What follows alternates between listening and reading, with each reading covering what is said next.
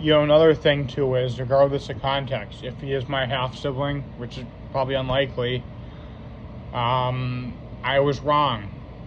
And obviously, if that's the case, that's a bad thing. There's never a reason or a valid justification for that. But to approach it with one of spite, anger, or religion to justify, fighting back with unreasonable things, luring, all of that, I don't think that's right either. There's treatment out there for that if we are siblings. Regardless, maybe if you're mad, you might never want to talk if we are siblings. That's fine.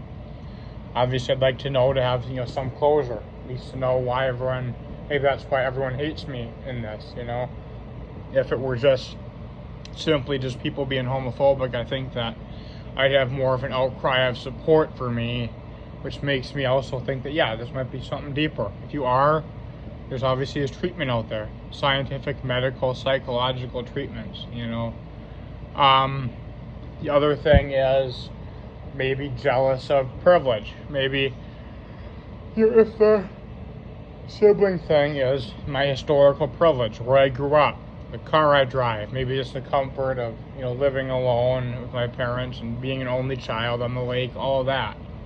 Maybe that miffs you too. I don't know. Maybe that's why it's hard, if you are my brother, to kind of stomach, kind of what happened, how it goes down and stuff. Maybe that's why, maybe having a black and white view, I should be X or in jail or whatever, because of, emotional, feelings it inspires too. It's possible, but for me, my privilege, I always don't, I acknowledge that was a point of privilege and luck and comforts that most don't have. Probably a lot of people in your friend group in high school didn't even have, that level of that.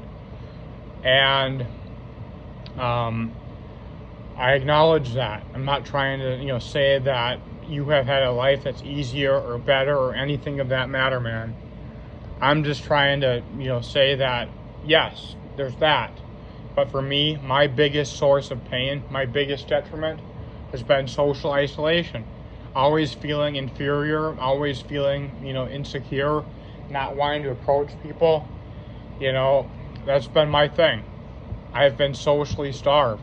Some people may think he's got a BMW, he grew up here, and all this other stuff.